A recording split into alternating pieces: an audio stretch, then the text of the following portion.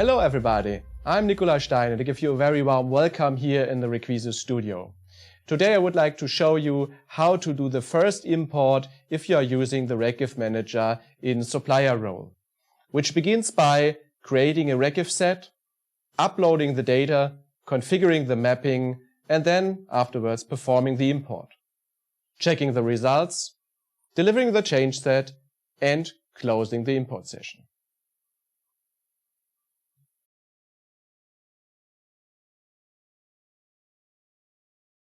You start by logging into the ReqIF manager.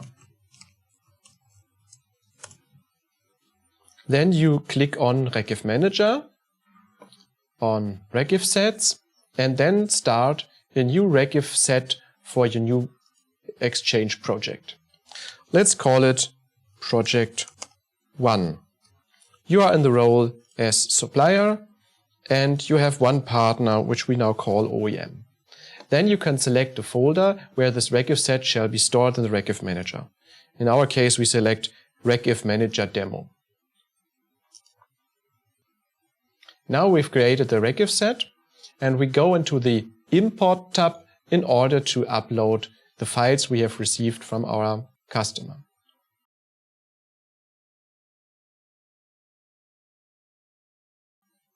First, we need to start a new import session. We do this by clicking onto Start Import Session. As you see, this is the initial import. There are no modules already configured here, and we then simply drag and drop the content that we have received from our customer into the upload area.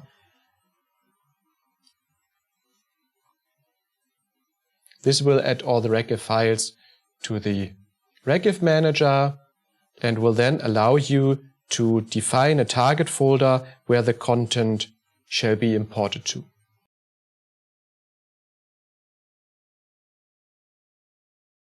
To define the target folder, you change to Doors Next Generation and create a target folder, or if you already have one, select this one. Let's call it Import OEM. And then we use the functionality share link to folder to get the URI of this folder, copy the URI, and then copy the content to the ReqIF manager onto the icon with the folder icon. So click on here and then simply paste the URI of the folder inside the ReqIF manager. The ReqIF manager will then get all the required information from Doors Next Generation, so we need to log in here again if we are not already logged in into the Doors Next Generation from ReqIF manager.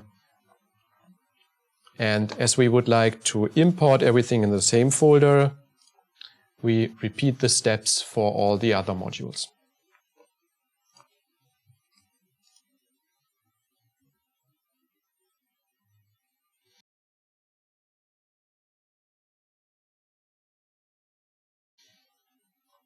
As a supplier, it is your intention to import the data you have received from your customer into your own Doors Next data model, which means that you normally have different attributes and types and enumeration values than your customer does, and so a mapping is required to import the data into your own data model.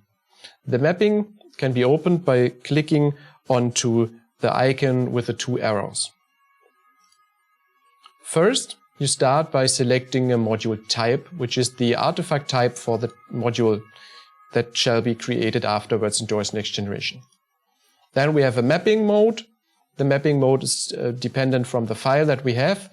We have the mapping mode that is built on spec object type, which means the file already have multiple spec object types. So we map spec object types that are in the ReqIF file to artifact types in Doors Next Generation. If the ReqIF file only has one artifact type, so if it comes from Doors 9, for example, then there's only one spec object type inside the file, and then you can choose an enumeration attribute and use the enumeration values to choose which artifact type shall be used for those artifacts in Doors Next Generation afterwards. But the principle is the same. You have values that come from the ReqIF file and you have values that come from Doors Next Generation, in this case the artifact types, and you simply map them using drag and drop or the automap button. If you have the automap button pressed, then everything that had the same name will map automatically, and for the others you simply use drag and drop to map the values that belong together. Once you have done this for all the types, you can go to the attribute mapping and do basically the same thing. In this case, we have an artificial attribute called artifact type, which is basically just a textual information which artifact type this is. This is put in from the customer here to inform users that do not have tools like Doors Next Generation to display what artifact type this is. So as we have Doors Next Generation, we can simply ignore that one. Then we do the same thing and the same mapping for the information artifact type.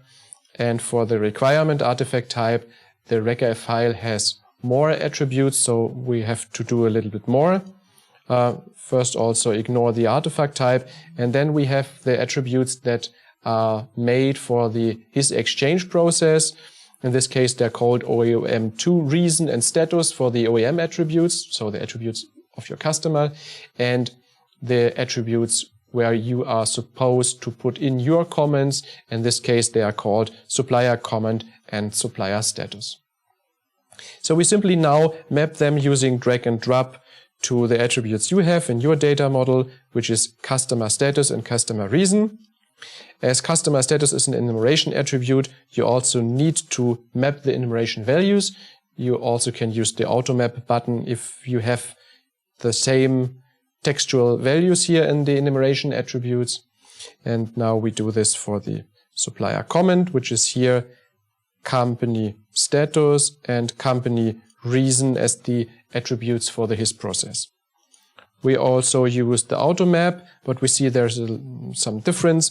So we choose here to ignore that one and to map deleted requirement to removed requirement. Once you're done with the attribute mapping, you go over to the link type mapping, meaning if there are links in the ReqIF file, you map the link types to the link types you have in Doors Next Generation, simply again using drag and drop or the automap functionality. One thing which is quite important in order to use links in Doors Next Generation, if you have a fresh Doors Next component, there is one step that needs to be taken by your Doors Next administrator, and this is to initially export a ReqIF file that contains all the link types that you would like to use. This is something that should be done by the support when setting up the Doors Next component. So if you have any errors by performing the ReqIF transformation afterwards, according to the link types, then the Doors administrator needs to do a simple export with one artifact inside, which has links to itself with all the link types you would like to use. Then you can push Save Mapping, and then you are done for this module.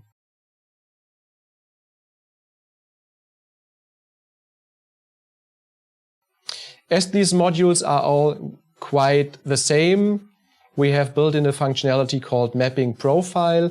The Mapping Profile, you can reach them using the Advanced Mapping button. Then there is a configuration file or a configuration file display here that displays the manual configured mapping as a profile. You can copy this to clipboard in order to use in different modules. You also could edit this content in a text editor, adding more mapping than you may need. So you can create a mapping that has the superset of all the mapping rules inside. So you can create a mapping profile which matches 100% of the attributes that you are expecting from one of your customers. So you are able to create this mapping profile and always use this mapping profile when configuring the mapping. So we'll close the advanced mapping right now and go over to the next module.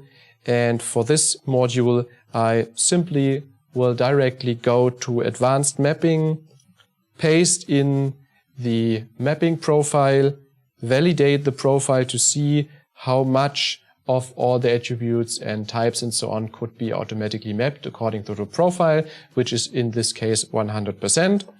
Then I apply the profile, which will then modify the mapping configured for this module to all the content that's defined in the mapping profile. I will save the mapping profile for a later use to reapply the profile if needed, and I will then close the advanced mapping.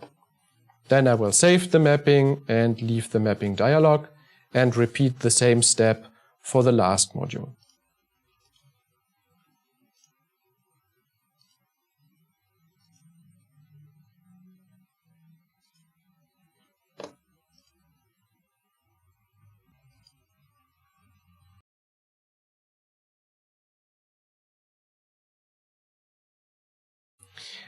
Once I'm done with the complete mapping, I see an icon here showing that everything is now ready to be imported.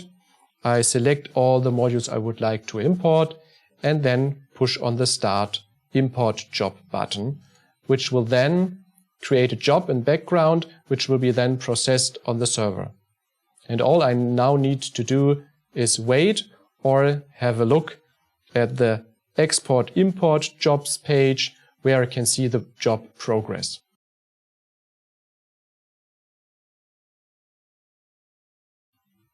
Currently the job is showing as waiting, so you see this clock icon here.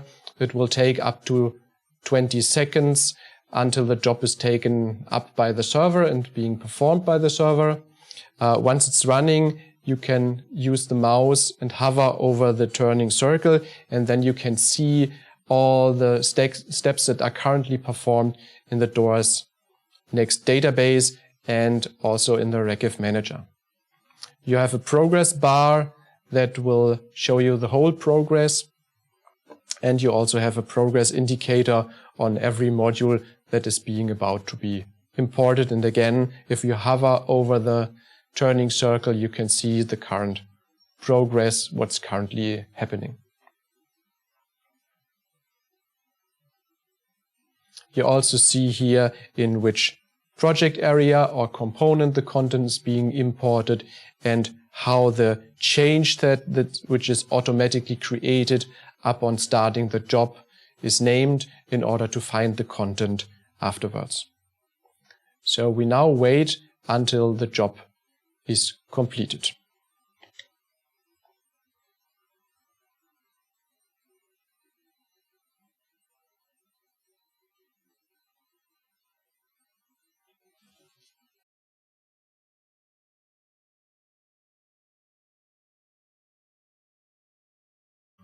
Once the import is completed, you are able to retrieve a log file which contains all the information about the import job in this case.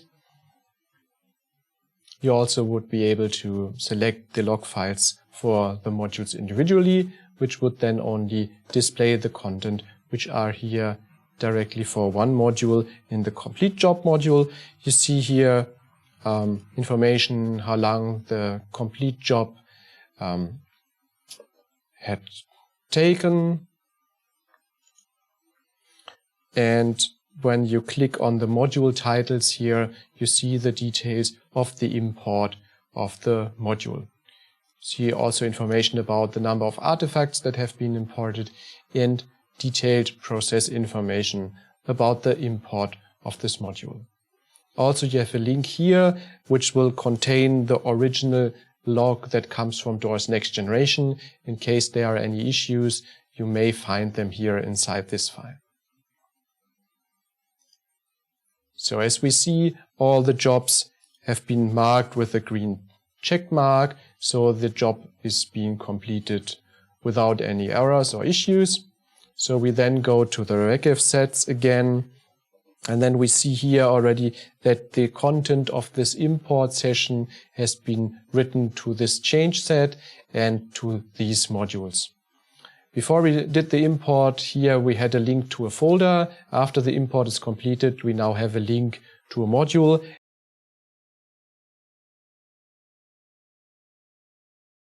we can click on here to verify if the content looks good after the import. So basically this looks fine. Then we have a look on the other module. This basically also looks fine. And then we have a look at the last module and see that the content is basically there and everything looks nice.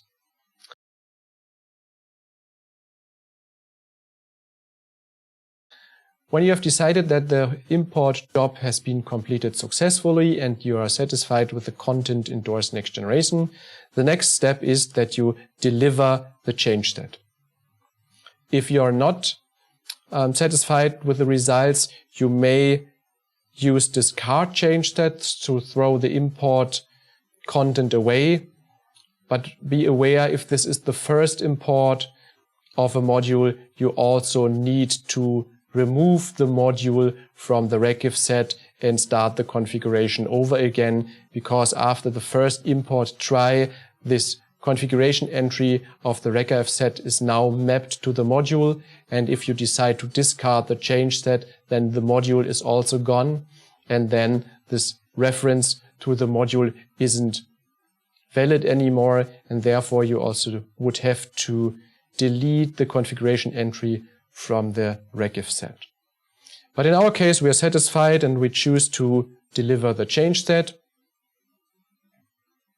So then these changes from the import will be made permanent and delivered to your stream.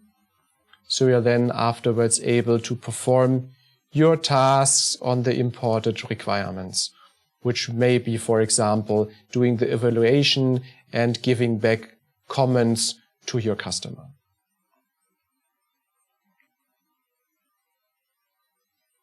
So now we finally choose deliver and deliver the content to the stream. Now you see everything is now in the stream and not in the change set anymore.